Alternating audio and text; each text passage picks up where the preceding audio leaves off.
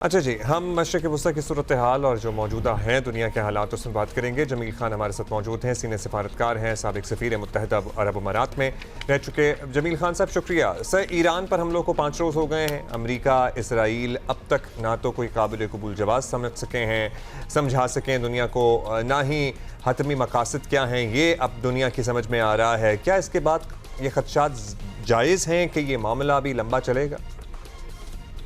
اصل چیز یہ ہے کہ اس مرتبہ جب اتنی بڑی فوج لا کے اکٹھی کر دی، جس کو جنرل کوپر خود کہہ رہے ہیں کہ جنریشنز میں، نسلوں میں اتنی زیادہ فوج کبھی نہیں لائی گئی ہے یہاں خلیج کے ان پانیوں میں، خلیج کے سمندروں میں، تو ساتھ ساتھ اگر اس کو دیکھا جائے کہ اب کیا ہوا، مارکو روبیو تو کہہ رہے ہیں کہ کیونکہ اسرائیل حملہ کرنے والا تھا ایران پر، تو ہم نے سوچا اگر اسرائیل نے حملہ کر دیا تو پھر ایران یو ایس کے بیسز پہ حملہ کرے گا، اس لیے ہم نے پہلے کر دیا۔ تو اس لحاظ سے دیکھا جائے تو یہ خود کنفیوژن وہاں مچی ہوئی ہے۔ بہرحال ایران کو راستے سے ہٹانا چاہتے تھے، انہوں نے وہ کر لیا۔ اچھا ٹھیک ہے، یہ بلکہ ہم اس کے بارے میں بات بھی کر رہے تھے۔ جمیل صاحب یہ بتائیے گا کہ اس تنازع کی لپیٹ میں خلیجی ممالک کا براہ راست آنا ایک حد تک سرپرائز ہی سمجھا جا رہا ہے، یہاں کی حکومتیں اور شہری، ان پر اس سب کا کیا اثر پڑے گا، اور آنے والے دنوں میں یہ حکومتیں کیا اپنی پالیسیز بدلنے پر شاید مجبور بھی ہو سکتی ہیں؟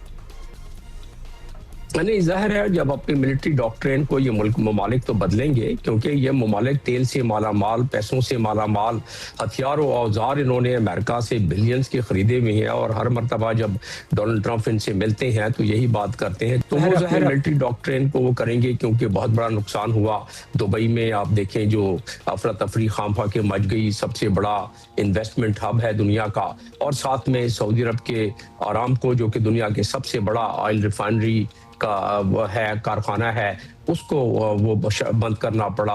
اسی طرح گیس جو قطر میں ہے دنیا کو سپلائی کرتا ہے، اس کو وقتی طور پر بند کرنا پڑا۔ دنیا کی اکانومی میں ایک ہلچل اور ترتری مچ گئی، قیمتیں بڑھنا شروع ہو گئیں، اس پہ ہماری معاشیات جو ہیں، انہوں نے بتایا کہ اسٹاک ایکسچینج کو جو جھٹکا لگے گا 3.5 بلین کا، اور یہ تیل کی قیمتیں 130 تک پہنچ جائیں گی۔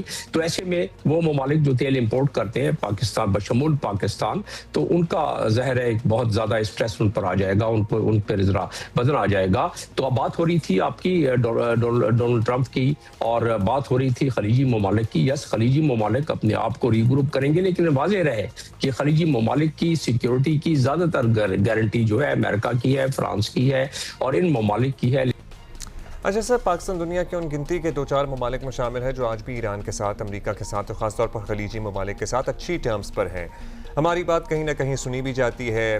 کیا پاکستان اس مسئلے کے سفارتی حل کے لیے کوئی بڑا کردار ادا کر سکتا ہے؟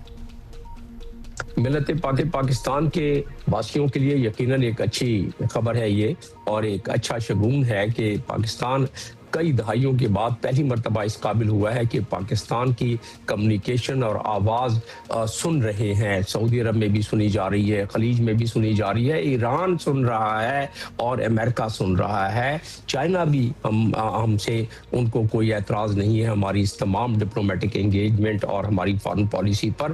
تو پاکستان اس پوزیشن میں ہے۔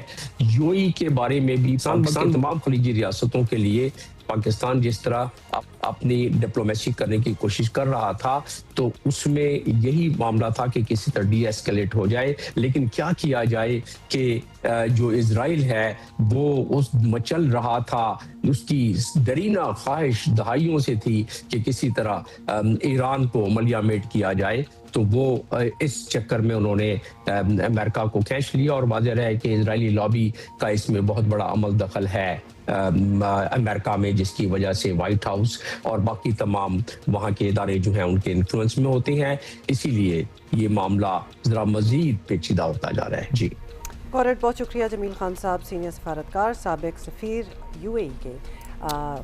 آلرائٹ، لیٹس سی ادھر کیا ہوتا ہے۔